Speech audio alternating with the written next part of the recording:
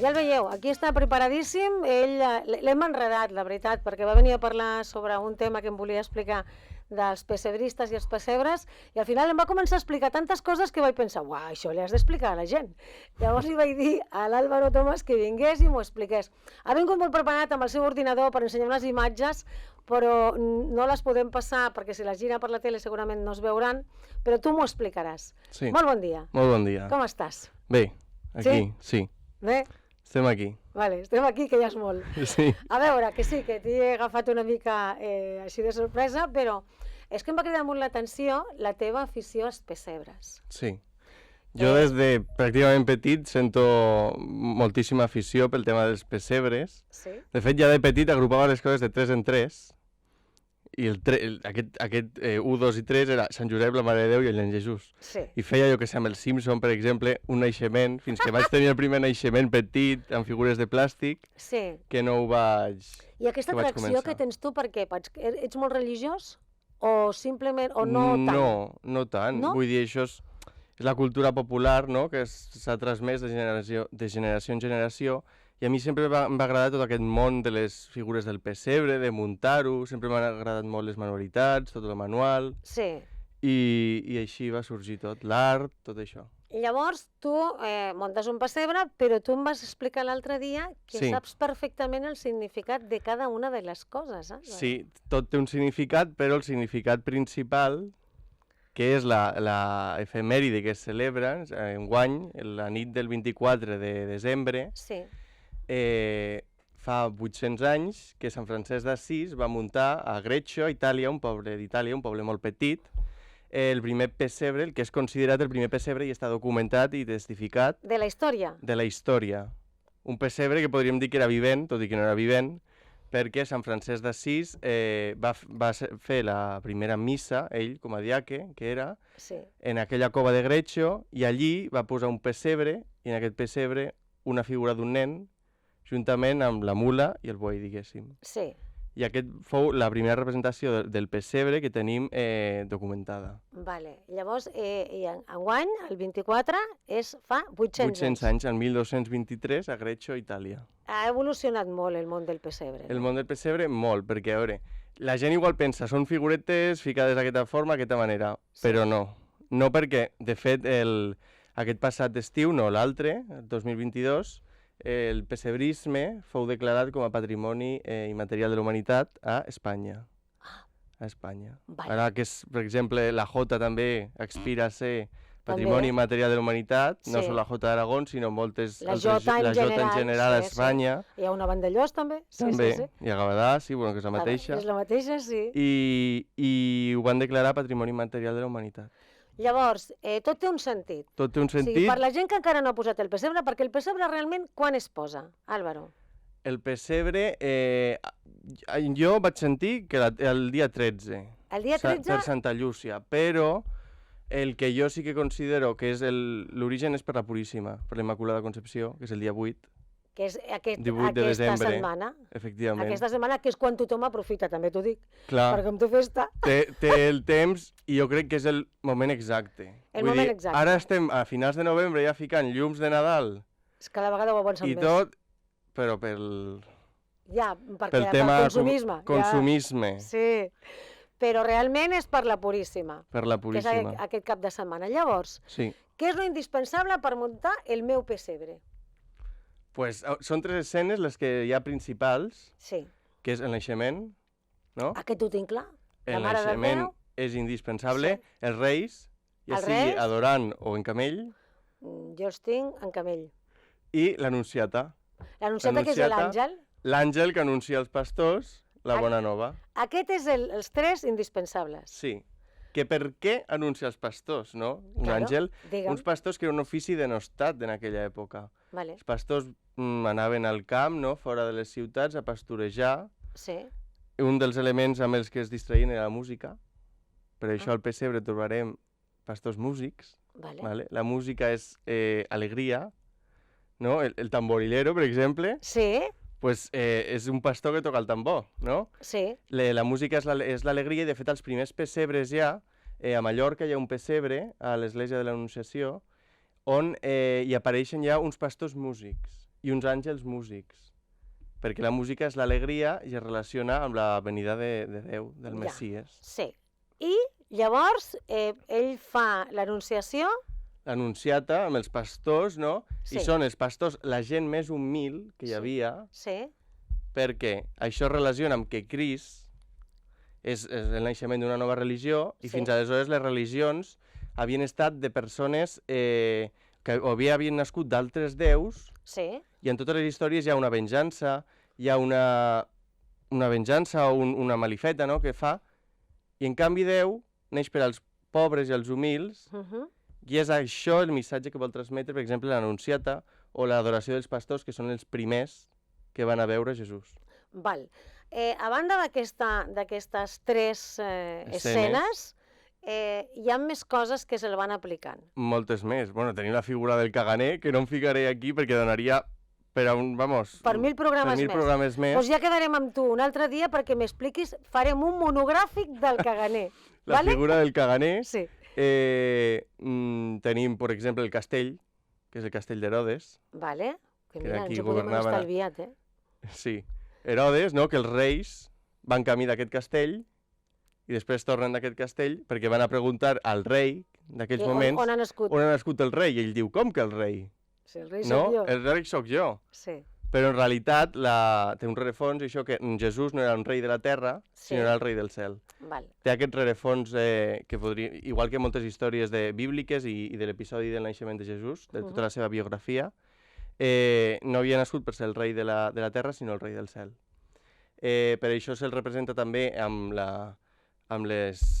l'aureola, la Mare de Déu i Sant Josep, i ella amb les potències, que són 3. Les potències són 3 rajos, 3. No és l'aureola, que és circular, sinó són 3, que és la Trinitat. Pare, Déu i Esperit Sant. Vale. Per això li posa... O sigui, el Pare, que és el Déu, l'Esperit Sant, i ell, que és Jesús. Vale. Per això són 3, el trino. Tu, a banda de posar el teu naixement, el teu pessebre, coneixes amb molta gent que és pessebrista i pessebristes molt potents, no? Sí, hi ha bastants pessebristes, sobretot aquí. Sí, quin és el més gran que tu has vist i el que més t'ha impactat? Mira, més gran que vaig estar a punt de veure va ser el pessebre de Monzón. Que és el més gran que hi ha? És un dels més grans d'Espanya, diuen. Sí? Vaig estar a punt, però justament vam arribar aquell dia, quan jo era petit, i estava tancat. Vaja, home. Estava tancat i no el vaig veure. El que tu fas, quantes peces té? Moltes, no sé. Moltes, quantes? Més de 200. I cada any el vas incrementant o no? Claro, cada any és la gràcia. Cada any vas ficar una nova peça, o vas comprar només peces. Ara hi ha hagut aquest mercat de Nadal i he comprat peces de ceràmica, que jo aquestes no les faig, les peces de ceràmica, perquè les vull comprar més ben fetes. Si no més perfeccionades, si no, sí. Alguna he fet, però... I què has fet, tu? És que de tot, des de les cases, antorxes, que les antorxes, per exemple, el que ha aprofitat són els petards de Sant Joan, que tenen una protecció de color roig, vermell, així que fa de més ample a menys, doncs amb allò faig les antorxes, no sé, mesurem molt poc. Després els cistells amb corda, o amb la mèdula. I tu riu poses? Ara no, enguany no, perquè el riu, si el posava, era de veritat. Amb aigua? Amb aigua. Corrent. És un circuit tancat, corre la bomba, fiques un plàstic, després aquest plàstic l'has de dissimular, però què passava? Que molts anys al pessebre hi havia un tsunami, no, però una fuita, una inundació.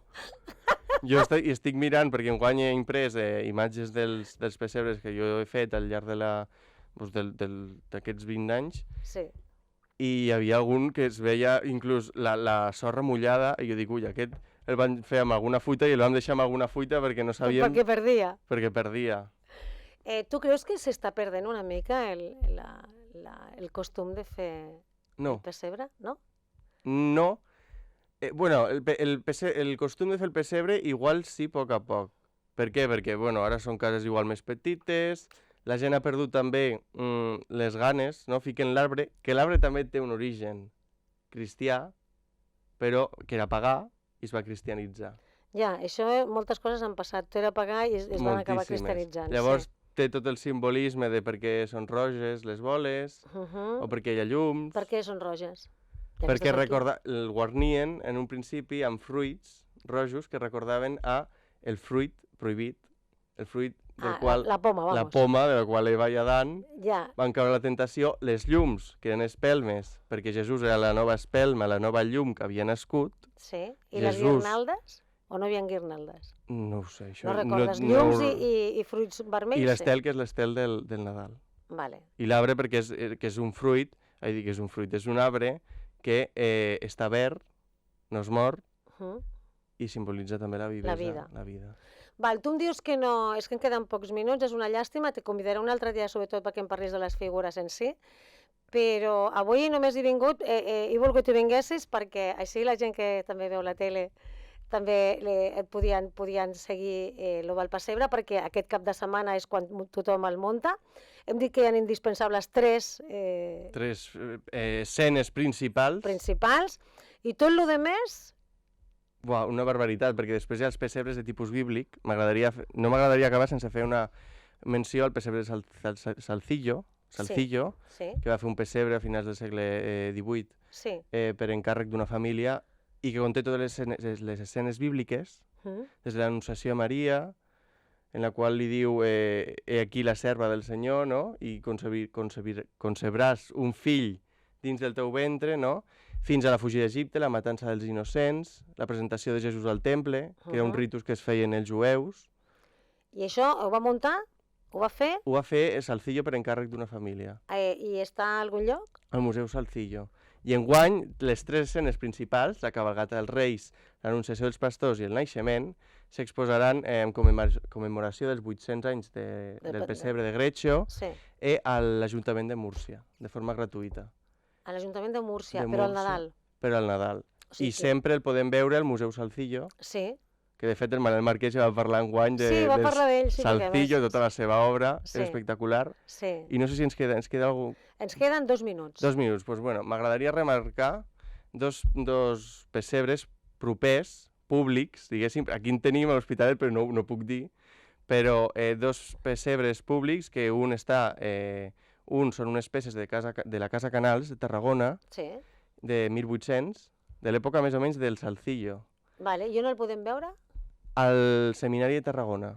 S'ha fet una exposició en commemoració dels 800 anys del pessebrisme que recorre la figura de Maria com a mare i el fill des de diverses èpoques i religions. I està obert al públic? I està obert al públic. I allí s'ha fet una instal·lació d'aquestes figures molt boniques, la veritat, perquè jo n'he vist alguna foto, i també l'exposició dels pessebristes de Tarragona, que fan amb diorames i peces, que ja solament la peça té el seu valor artístic, si és d'un artista, òbviament, si és de plàstic o d'aquestes no, però si és d'un artista d'una època en concret, té el seu valor. I està a la Rambla Nova, a l'església de Sant Antoni de Pàdua, just molt a prop del Monument dels Castellers, a la cripta de l'església de Sant Antoni de Pàdua. I també està obert al públic. També està obert al públic. I ho podeu veure. I es pot veure. Molt bé, doncs nosaltres hem arribat aquí, però sentireu parlar més amb l'Àlvaro perquè aquesta època del Nadal és molt bonica, volem parlar de pessebres, volem conèixer més la figura. M'agrada que ara ens quedem sense temps i tenim un altre convidat que ens parlarà d'un concert solidari. Ell ha vingut preparat amb el seu ordinador perquè tu tenies imatges de què? Sí, de tot. Això és Greccio, el lloc és la cova, la gruta on va fer Sant Francesc d'Assís el primer pessebre. Però això ho poden trobar a internet? A internet. Després el primer pessebre que està a la Basílica de Santa Maria la Major a Roma, que és d'Arnolfo di Cambio. I res, són diverses imatges que podeu trobar si us agrada. Palma de Mallorca. A tu t'agrada molt el món del pessebrisme i se'n nota. Sí. I a més tens relació amb molta gent que els agrada també aquest món. També tenim el Manel Marquès, per exemple, que és un col·laborador nostre que té un pessebre brutal. Un grup de gent. I a més el Manel Marquès té peces dels castells, que són uns figuraires catalans que encara segueixen en actiu i d'aquí poc segurament tancaran per jubilació perquè no hi ha un relleu generacional. Es perdrà aquella saga, ja s'han perdut algunes sagues com Germans Colomer, Munts... Bueno, però tenim a tu, Álvaro Tomàs, que ell segurament seguirà amb el del pessebre. T'hem de deixar aquí i et convidem un altre dia i parlem més estona, d'acord? Vale. Moltes gràcies.